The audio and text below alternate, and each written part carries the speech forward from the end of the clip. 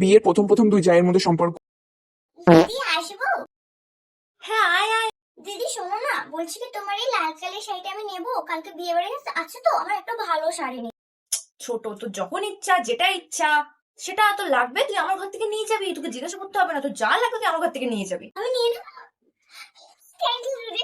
তুমি জানো না দিদি, তুমি কতটা ভালো, তুমি খুবই খুবই খুবই ভালো। পাগল মেয়ে এক। 5 বছর পর আমাকে এমন তেমন মেয়ে ছেলে ভাবিস না ছোট, তুই তোর অকাতের ভেতর থাক ছোট। তাহলে কিন্তু তোর চটকিয়ে চটকে চটকে আমি গু বের করে দেবো। যাতা মাতা বলবি না, গোবর আমি খাই না। মুখে মুখে তর্ক করছিস, বাথরুমে যে এক গুচ্ছার এক বালতি চুল ফেলে দিয়ে চলে আসিস, সেগুলো কে পরিষ্কার করবে? হ্যাঁ তোর বাবা?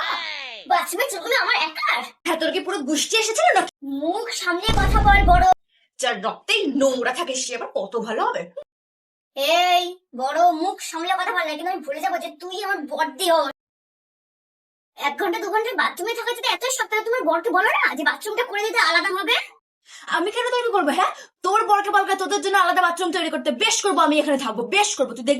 হ্যাঁ দেখবি তুই কি করতে পারি, এখন তো জিপ টিনে ছেড়ে দেবো ছোট।